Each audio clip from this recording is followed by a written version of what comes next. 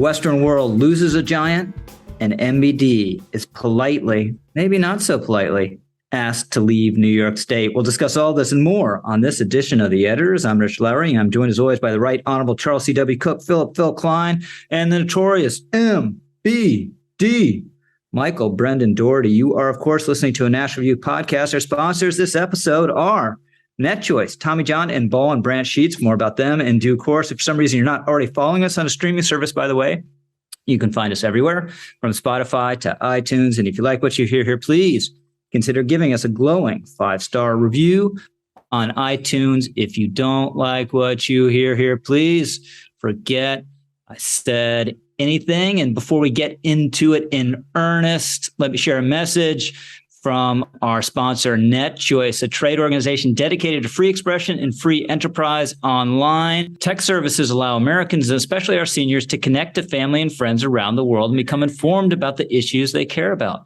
But seniors have often been the targets of cyber criminals and scammers, inventing ways to steal personal information, money, identities, and private accounts from this vulnerable population. Seniors therefore rightfully expect American tech companies to provide them with world-leading security products and services. But a bill moving through Congress called the Open App Markets Act will make these security services, which seniors value, illegal and open the door to more scams and hacking. Don't expose our seniors to more hurt, confusion, and online theft. Tell Congress to vote no on the Open App Markets Act. So, Charlie, we're recording here late Friday morning. Epochal event yesterday. Queen Elizabeth II passes away after one of the most extraordinary and magnificent runs as a monarch the UK has ever seen. What do you make of it? Well, I think she was a remarkable woman, and I think she did the job she found herself in with admirable honor and duty and patience. She did not grow up expecting to be queen. It's such a long time ago. It's easy to forget that. But she was only made queen at an early age because her uncle abdicated to marry Wallis Simpson, and her father, who had not expected to be king either, and who took over, died young in his mid-50s. And suddenly, Elizabeth is queen. Now, she was clearly suited to it, despite not having been born to be queen. Winston Churchill, when he heard that she would be the monarch, said she's just a child. But then he remembered back to having met her in 1928 when I think she was about 2 or 3, and how impressed he had been by her air of authority, as he put it. So while she wasn't supposed to be queen, she was extremely well suited to it. And that remained true for 70 years. And I don't think one has to be philosophically in favor of a monarchy in order to admire how well Queen Elizabeth played the hand that she was dealt. If I were setting up a country from scratch, I would not have a monarchy. But the monarchy exists in Britain. It would be extremely difficult to remove the monarchy from Britain without changing everything else. And as such, it matters a great deal whether the monarch is good at their job or bad at their job. And it would be very difficult to find anyone who has been better at their job than Queen Elizabeth II. She did it for 70 years. She really made almost no major mistakes. And that remained true as the world changed profoundly around her and as her extended family threw all sorts of horrors her way. And when Queen Elizabeth became Queen Elizabeth, it was 1952. The Korean War was ending. When she died, it was 2022. She went through the Beatles. She went through the horrendous economic conditions and social and industrial unrest of Britain in the 1970s. She went through the Cold War. She went through 9/11. she swore in 15 prime ministers. The most recent one just 2-3 days before she died. The first prime minister that she swore in, Winston Churchill, had been elected to Parliament for the first time in 1900 when Queen Victoria was on the throne. Now, this was one of those epochal monarchs who has to have their reign divided up. As we say, early Victorian, late Victorian. We will have to say early Victorian, late Victorian for Elizabeth. The early Elizabethan period, the middle Elizabethan period, the late Elizabethan period, they were all profoundly different. And she was a sign of continuity. And I think we should admire her for that. So MBD, characteristically, the last we saw of Queen Elizabeth was the photo of the traditional blessing of the new prime minister. How many did she do? 16 or something. But this is 2 days before she is going to die, and she's standing up. She has a walking stick, but she's standing up. She's smiling. She's doing her duty as she did across decades. And doing your duty can seem, a quotidian thing. For a lot of us, it is. We get up every day, literally, and do what we're supposed to do. But if you're a queen of a great nation and you do it long enough and do it in difficult circumstances enough, it becomes an exalted and marvelous thing. And it did with her. Yeah, I mean, she disappeared into this role, and by doing so, it elevated her even more. And that meant keeping up a grueling pace of touring, not just Great Britain, but also the wider Commonwealth and Association and beyond it, as a figure of diplomacy and the head of state. And even in those moments, which are ceremonial, many of them are important, that they're done with, grace and restraint. I think particularly in my case, I think particularly of her 2011 visit to Ireland, which was her first. Remember her husband's father had been murdered by Irish Republican terrorists. It's considered potentially dangerous. But in 2011, she went and extended and sort of solidified what had been real growing bonds of affection between two estranged nations. And for that, she was, really appreciated on both sides of the Irish Sea. And that was multiplied, 100-fold across her entire reign. And I think it is wrong for people, particularly the New York Times, to obsess about the British Empire's supposed crimes or decolonialization efforts that somehow her reign obscured. Of course, her reign didn't obscure anything about Britain's history in the 20th century. We are. It is very easy to imagine another version of 20th century history where the UK ferociously tries to hold on to its empire in a much more serious way and causes a great deal more trouble. But instead, it is peacefully exited everywhere that it has been asked. And oftentimes members of the royal family show up and graciously give tribute as absolutely juvenile Republicans jeer them on the way out, as we've seen even in recent weeks in the Caribbean. So anyway, I think she's an astounding figure, and she's a link to a very different past. And I worry. I think my worry going forward for my British friends, including my godmother, who is mourning her, in London today. My worry is that the monarchy without her could, like the armed forces in the UK, slip into the gravitational pull of the culture of opposition. Under Elizabeth, the monarchy was still a thing for the entire country and for its entire patrimony.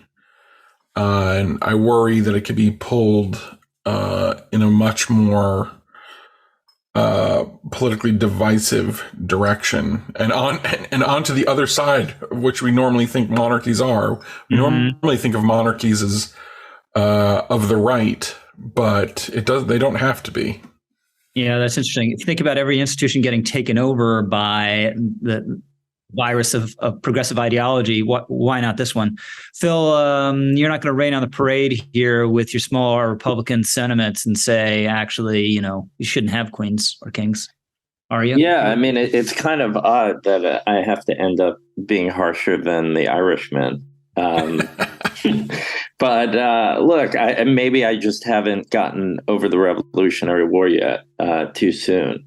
But I'm still very hostile to the idea of monarchy. It's still, I get what Charlie's saying about the sort of difficulty of transitioning, but it just still seems like an anachronism to have a sort of modern democratic country and have a head of state being a hereditary position. And I am sort of curious about what happens over time when, the monarchy obviously benefited from having somebody that even people who are anti-monarch can, you could have a problem with the institution, but it's hard to have deep-seated hostility toward Elizabeth, right? I mean, she reigned during her time mostly pretty much scandal-free, despite the circus that surrounded her, and as Charlie outlined.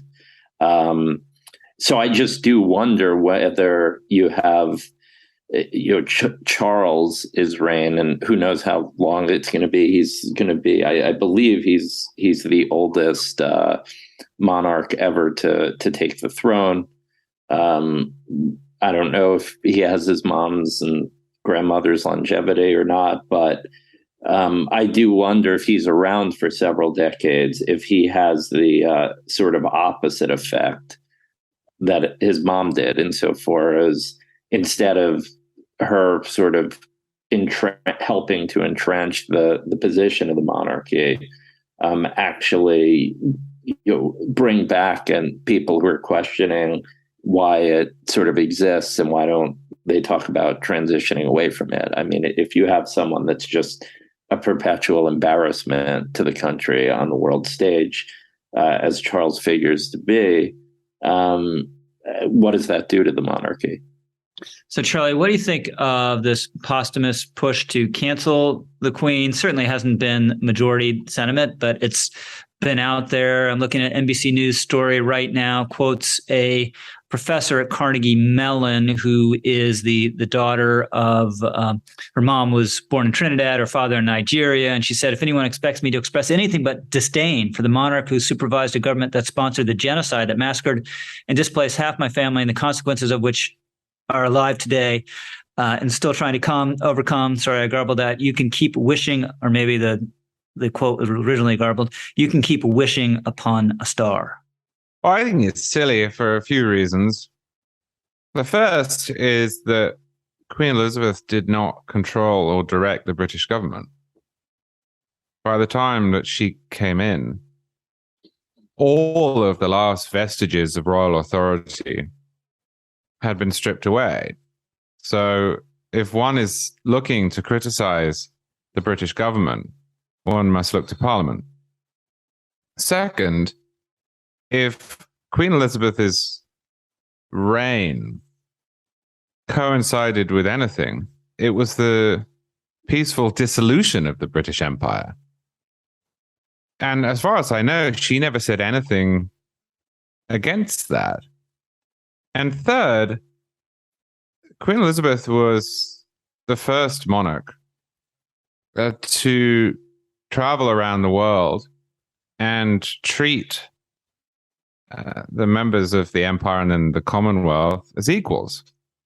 If you look back to her early years when decolonization was underway, you will find hosts of pictures of her dancing with foreign leaders whose countries have become newly independent or have joined the Commonwealth or in the process of gaining their independence, knighting them, meeting with them as equals.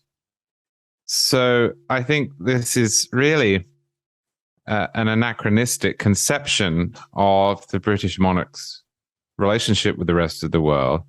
And I would finish off by saying that Zaid Jilani is correct when he says that many of the criticisms of the Queen that were offered up yesterday, most notably by Wesley Lowery, who I think is at NBC. Letting down the Lowry clan. He has an E in it, though, so you're out of jail. Misunderstand the relationship that people in Commonwealth countries and former imperial countries tend to have in the modern era with Britain and with its monarch. I think Zaid Jilani is right when he says Wesley Lowery is looking at this through his own lens, his own prism. It is just not the case that there is widespread anger in Kenya or India or even or Pakistan with Britain. There are, of course, salient and in many cases correct criticisms leveled at the Britain of the past, of the British Empire in particular. But the notion that yesterday, when we learned the news that Queen Elizabeth had died, that all of these people around the world started dancing in the streets and cheering is false. And that's because this is a much more complicated issue than the critics would have it be. Can I say something about the critics too? The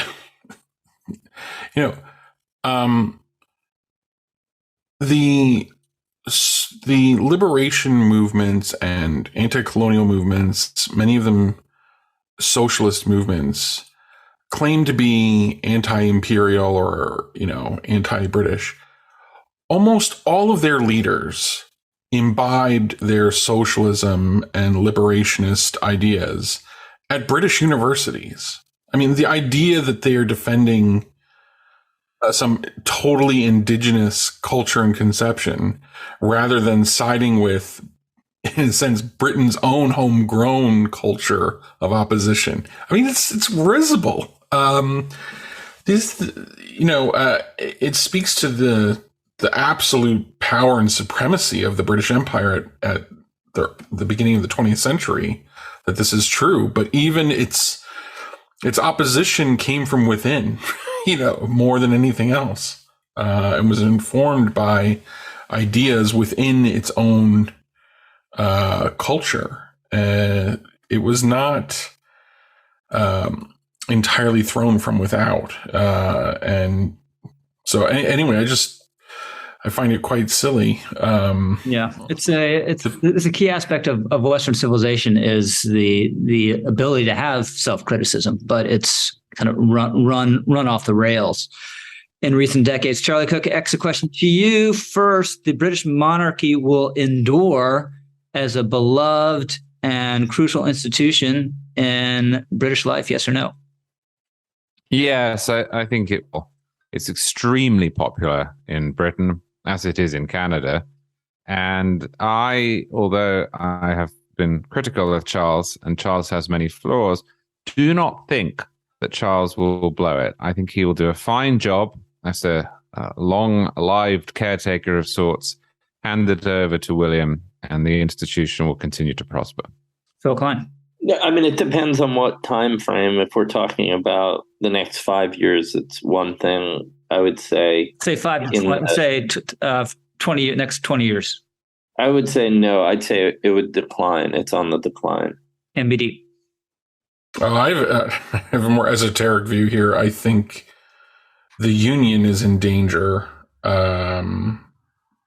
with Northern Ireland and with Scotland.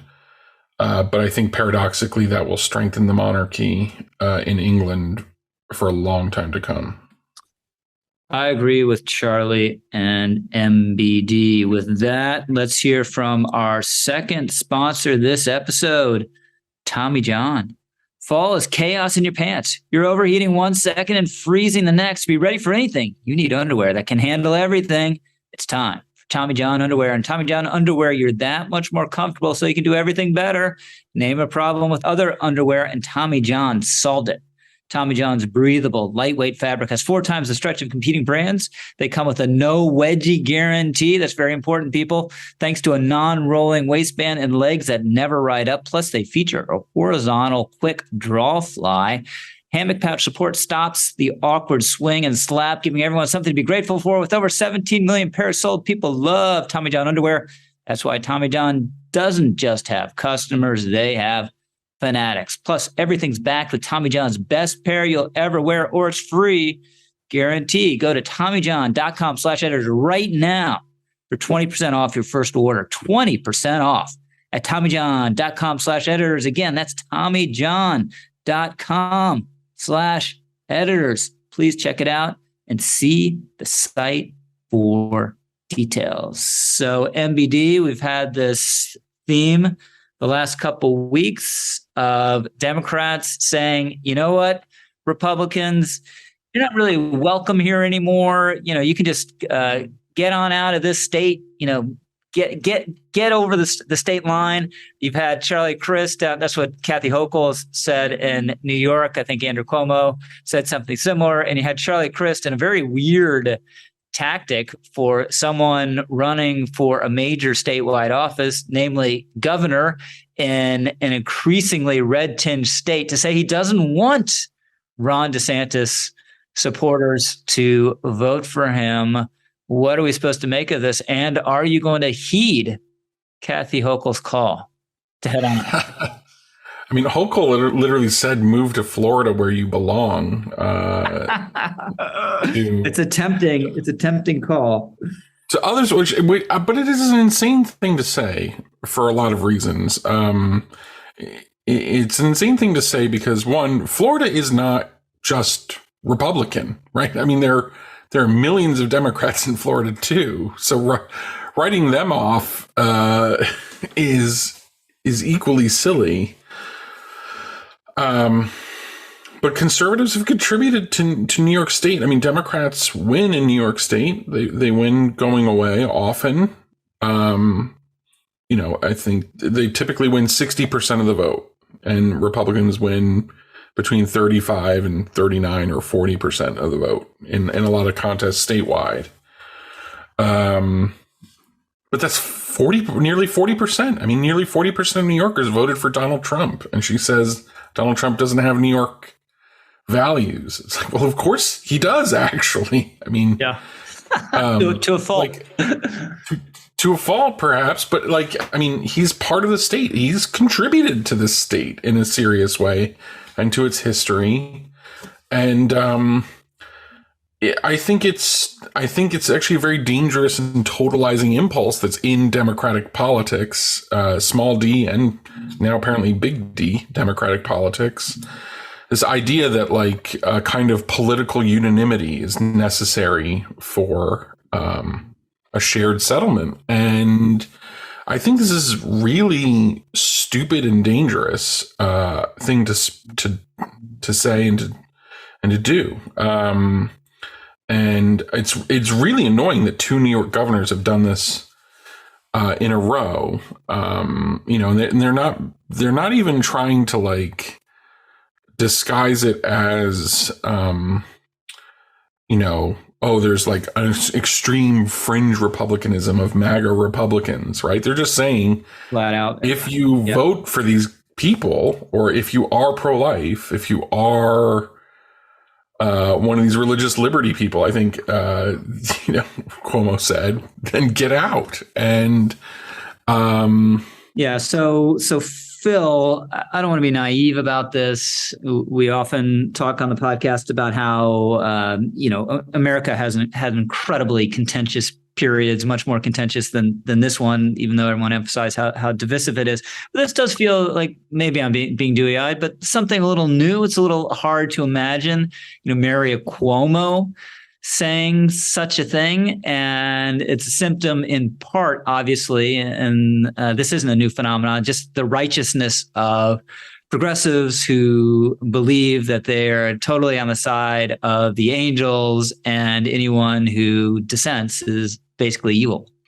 Yeah, I mean, I think that I think that Andrew Codevilla, the late Andrew Codevilla, once talked about the Cold Civil War. And I think that that's probably the most accurate way of describing what's going on. I think it's dangerous to get into these superlatives, given that we had an actual civil war, in terms of how divided the country is. So I think that it is clearly more and more we're breaking up into this idea of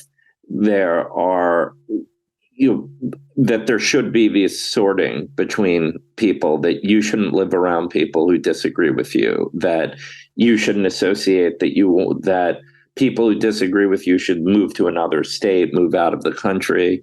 I mean, this fits in with Joe Biden's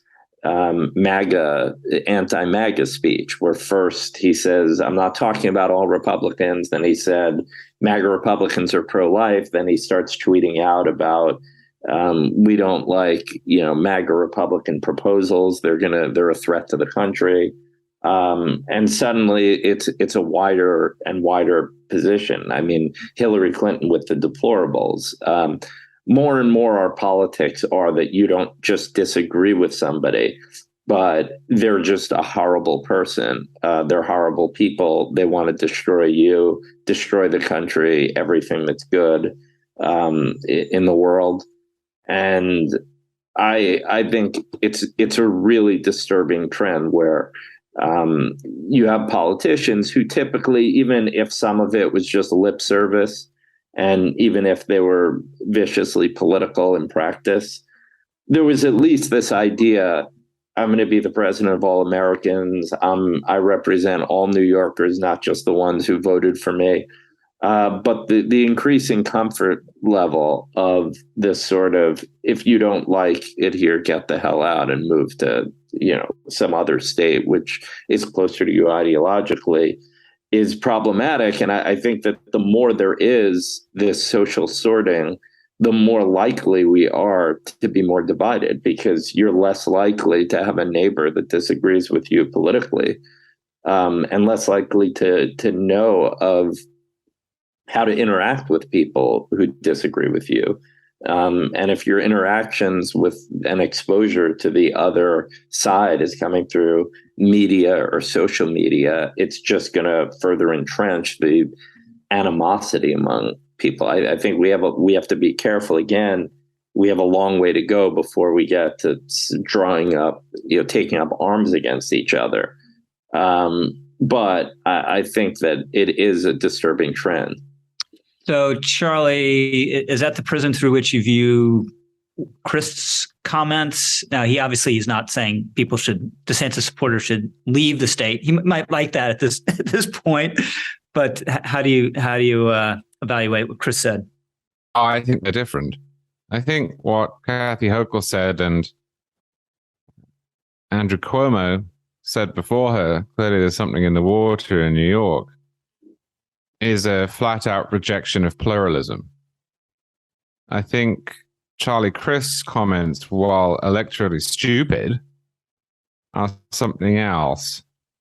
Let me try and draw a distinction. When you drive in to Florida from Georgia along 95, the first two billboards you will see, one on the left, one on the right, say, remember why you left, vote red. They don't say Republican. I think they may be paid for by a 501c3 or something, but the message is clear. And you'll hear people in Florida, as you hear people in New Hampshire or Arizona say, welcome. Please remember why you left California or Massachusetts or what you will. The reason it is good here is because we have these policies, those leaders, this legislature.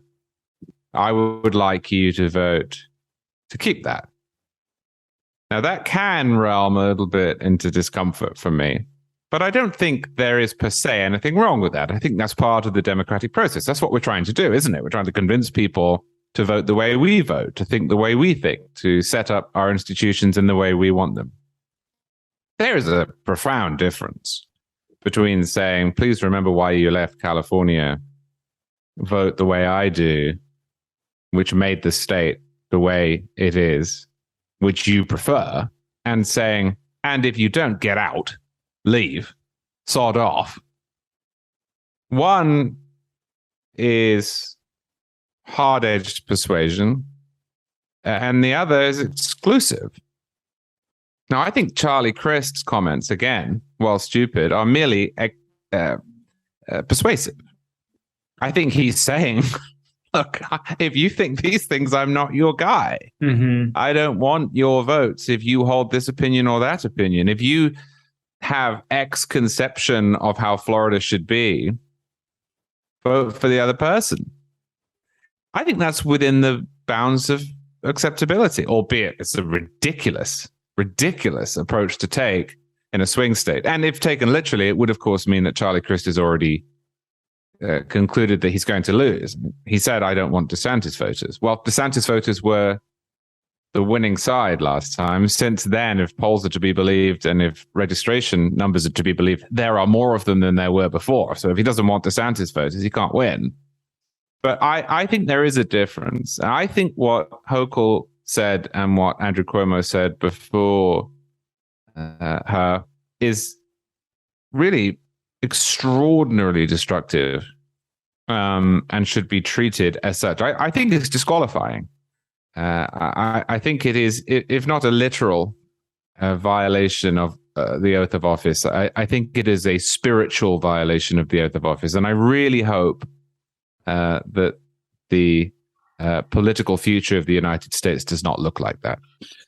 Can I say too that it sucks in New York to hear this, because when you take away New York City and maybe a little area around Albany, I mean, New York is a deep red state and a pretty big one, and it's also a state that's losing population to Florida. So like it's doubly insane to say this, right? I mean, we in a sense, we have a giant red Midwestern state in our state, and it's terribly ill-served by our state government. I mean, how are we losing a population in a country that is gaining population and in a state where we have arguably the most important financial and cultural capital of the world in it? It speaks to incredible misgovernment in the state itself, outside of New York City. And, of course people would say like, oh, you should just take her up on the offer and leave. But of course, what offends me about the remarks is, I'm a New Yorker because my life has been lived here, and the places in New York, are what are bounded to my affections, to the people I love, and to the memories I have that formed me. So like, even if I wanted to leave, I would still be a New Yorker for a damn long time. Mm-hmm. Next question to you, Phil Klein, a speculative one. Assuming some Republican besides Donald Trump wins the 2024 Republican presidential nomination, and assuming that Republican wins the general election, will he or she be will his or her election, I should say, be treated as legitimate by the other side? Yes or no? No. Charlie Cook? No. MBD? No. Prepare for the color revolution. Yeah, this is not a hard one. The answer is no. With that, Charlie, let's hear from our next sponsor, Ball and Branch Sheets. Did you know that thread count is a myth? Because the thing is, it doesn't matter how many threads your sheets have if they're not the best threads possible. It's about quality as much as quantity. Ball and Branch, our sponsor, uses the best 100% organic cotton threads on earth for a superior softness and better night's sleep. Their sheets aren't just buttery, breathable, and impossibly soft to start, although they are all those things. They get softer with every wash. They actually improve over time. And I know this because I sleep on Ball and Branch sheets, and I have slept on Ball and Branch sheets for quite a long time now. And they are not just as good as when I got them, they are better. They are breathable, they're comfortable, and they are, in fact, the best sheets that I have ever had. The signature hem sheets, as the ones that I have, are a bestseller for a reason. And that reason is that Ball and Branch uses the highest quality threads on earth for a superior softness, for a better night's sleep. In fact, the sheets are made with threads so luxurious, they are beloved by 3 U.S. presidents. I can only assume the next U.S. president is buying his or her Ball and Branch sheets now so they can be added to this read in the future. Those sheets feel buttery to the touch. They're super breathable, and they're perfect for every season. And as such, they have 10,000 stellar reviews. The Ball and Branch signature sheets come in 9 neutral colors in all sizes, from twin up to California King. You'll immediately feel the difference of those signature sheets. They're 100% free from toxins, which means no pesticides, formaldehyde, or other harsh chemicals. And Ball and Branch sheets fit the deepest of mattresses. They're labeled with top and bottom tags, so making your bed is easier forever, which is important to me. A bit of a moron when trying to do that. And best of all, Ball and Branch gives you a 30-night risk-free trial with free shipping and returns on all orders, although, of course, you will not want to send them back. So if you want to try Ball and Branch sheets like me and 3 presidents, then you can get 15% off your first set when you use promo code editors15 at ballandbranch.com. That's BOLLANDBRANCH.com/editors15. Thanks so much, Charlie. So in our pre-show conversation, we decided that there is no third topic in the world or in national politics that rises to the level of a full segment on the Editors Podcast. It's a very high bar. So what we're going to do is hit a few things entirely exit question style. We'll go first to Joe Manchin's approval rating, abysmal. There's a new poll that has him at 26% favorable in West Virginia, 66% unfavorable. To you first, Phil Klein. Assuming Joe Manchin runs for re-election in 2024, he will win or lose. I think he's definitely going to retire. I think if there's going to be some sort of op-ed, sanctimonious op-ed about the breakdown of bipartisanship, and then he's going to retire and write a memoir and become a lobbyist of some sort, or take some corporate, board memberships. So I don't think he's going to run. But if he does run, I think he loses. He survived the 2012, which was a Democratic wave year, a midterm year. Who's ever the Republican nominee is going to slaughter the Democrat in West Virginia. And you're not going to get that many people who are going to be crossover voters who are going to split their ticket for the Republican nominee to that degree. And then Joe Manchin. I mean, if it's 30, 40 points for the Republican, he just is not going to get that many ticket splitters. Charlie Cook. Oh, I think he's toast. And if you look at the trend, it was good for Joe Manchin until he decided to join Chuck Schumer in passing a reconciliation bill that, while called the Inflation Reduction Act, had nothing to do with inflation. His approval rating was high. It was improving as well. And now it's an absolute disaster. I think he's probably recognized that whatever he does, he's going to lose next time around. And as such, that it's time for him to do what he likes doing, which is spend a lot of money and then get out. He's going to earn a lot of money. Well, he might earn a lot of money, but Joe Manchin, while more conservative in some ways, has always enjoyed spending federal money. And he's going out with a blaze of that spending. MBD. Yeah, so it's a thing for senators. It's sort of like an eyes wide shut thing. When they decide they want to retire from the Senate, and they're no longer. Is that your second eyes wide shut reference in like 2 Yeah, I'm just going to keep slipping them in. Once they decide they want to retire from the Senate and they're no longer accountable to voters, they have to go through the gang initiation of doing some incredibly left-wing thing that would be unpopular with their voters just before retirement to kind of ease their entry into the permanent blob class at the top of our nation, which, someday will be put to sword. But, whether it's McCain voting not to overturn, Obamacare, or Jeff Flake flaking out just before he leaves, or Joe Manchin doing the same, this is just the pattern. Like every retiring senator will do some stupid vote that betrays their voters. It's part of their initiation.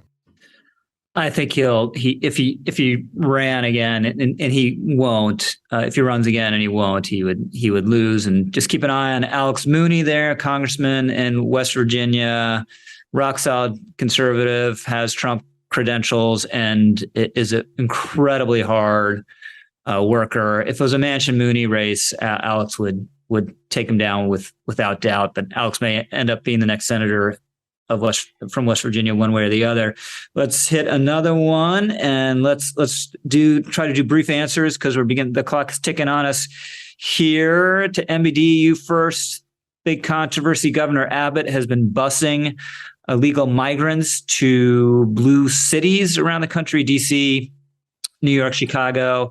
This is an illegitimate tactic that treats these poor migrants as pawns and shouldn't be happening, but or is totally okay and a way to share the effects of this crisis with other parts of the country that might be dismissive of it or welcoming of it until the migrants show up. It's split right down the middle. I don't love busing them to your political antagonists on the other side of the country for the same reasons. I don't like Governor Hochul's comments. However, on the other side, I mean, the way Lori Lightfoot in Chicago has reacted, the way Mayor Adams has reacted in New York, or the mayor of DC has reacted, has highlighted the crisis at the border, right? When these people freak out about a few hundred people getting off a bus, which is just a tiny slice of what Texas deals with, it highlights that this is a real humanitarian crisis. Phil Klein. Yeah, I agree with MBD, and I think it just basically shows that the migration issue is much more complicated than just, well, all you have to do is read the poem in the Statue of Liberty, and that's the end of the discussion. And this sort of forced the issue and highlighted how it's not just easy to just absorb people without any sort of plan or idea of what you're going to do. Charlie Cook. Yeah, I think the responses from New York and DC have been literally, and I use that word properly, literally unbelievable. You have tiny numbers of people relative to what the border towns are dealing with. And the same people who have spent years saying this isn't a problem and singing Kumbaya are complaining about it in terms that should wake them up. Mm-hmm. And if it took this to make them see that there are consequences to public policy decisions, then I think it is absolutely worth it. So I'm with MBD. I don't like it. The idea of these people being pawns, but it's entirely a voluntary program. And the fact is, many of them want to get further into the country. And I'm looking at a piece at the Texas Tribune saying that a lot of immigration advocates actually come around and say, this is a great thing. Abbott's providing the migrants this benefit. sending them further into the country. And it is making a really important political point about the hypocrisy of these mayors. So literally a yes or no. All we need is a yes or no. AOC, big glossy magazine profile, talking about running for president. She's like, oh, I don't think I can do that. The patriarchy would, prevent it, et cetera, et cetera. So the question to you, MBD, will she one day run for president? Yes or no? Yes. Phil Klein. Absolutely. Charlie Cook. Yes. Yeah. What else is she going to do? So with that, let's hit a few other things before we go. Phil Klein, pretty much your only hobby, as far as we know on this podcast, is cooking meat, and you got a big corned beef project going. Yeah, I've been brining it for a week. I cut up the brisket, brined it, and now, as we speak, actually, it's in the sous vide machine. I vacuum sealed it, and it's going for 15 hours. And MBD, you got this week was the first week of school for you guys. Yeah, first week of school for my two oldest, and I'm just really, it's like one of those moments in life. September marks this new year for the kids, and you see them growing and, I don't know, getting a little bit further beyond your grasp, and it's a really proud thing. Happy year. Charlie Cook, you've been watching the new show Severance on Apple TV Plus. It's about a guy who undergoes a severance procedure, which means that when he's at work, he can't remember his outside work life, and when he's outside work, he can't remember his work life. Has this incredible aesthetic, this sort of retro-futuristic minimalist aesthetic. Looks a bit like the cover to Pink Floyd's Wish You Were Here. And I'm 3 episodes in at the moment and really enjoying it. It feels to me like a series length version of an episode of Black Mirror.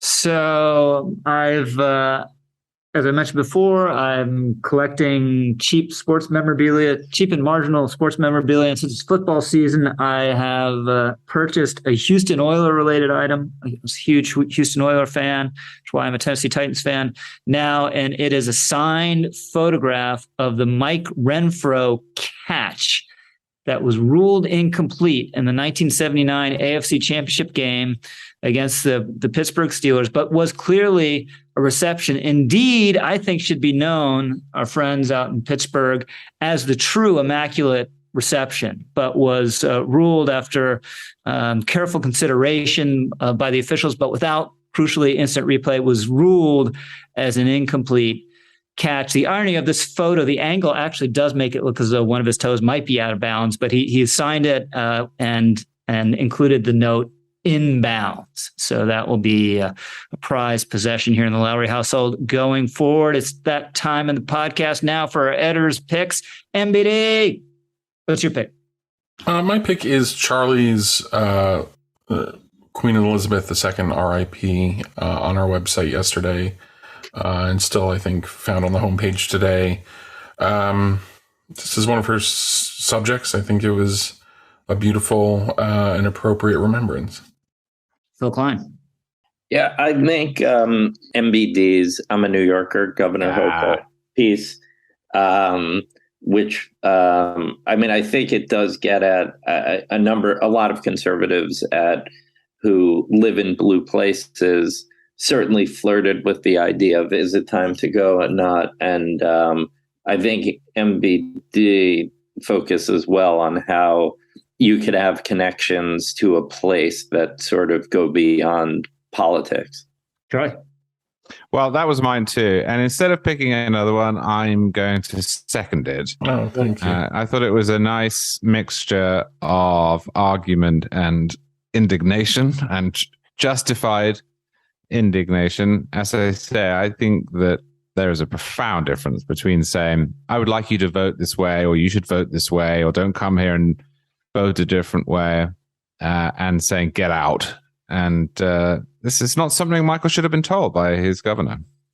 So my pick is our editorial on Queen Elizabeth II. We don't reveal the authors, but it was written by one of our British or British-derived authors that is not Charlie Cook, but it was extremely well done. So that's it for us. You've been listening to a National Review podcast, and your rebroadcast, retransmission, or account of this game without the express written permission of National Review Magazine is strictly prohibited. This podcast has been produced by the incomparable Sarah Schutte, who makes us sound better than we deserve. Thank you, Charlie. Thank you, Phil. Thank you, MBD. Thanks to NetChoice, Tommy John, and Ball and Branch Sheets. And thanks especially to all of you for listening. We're the editors.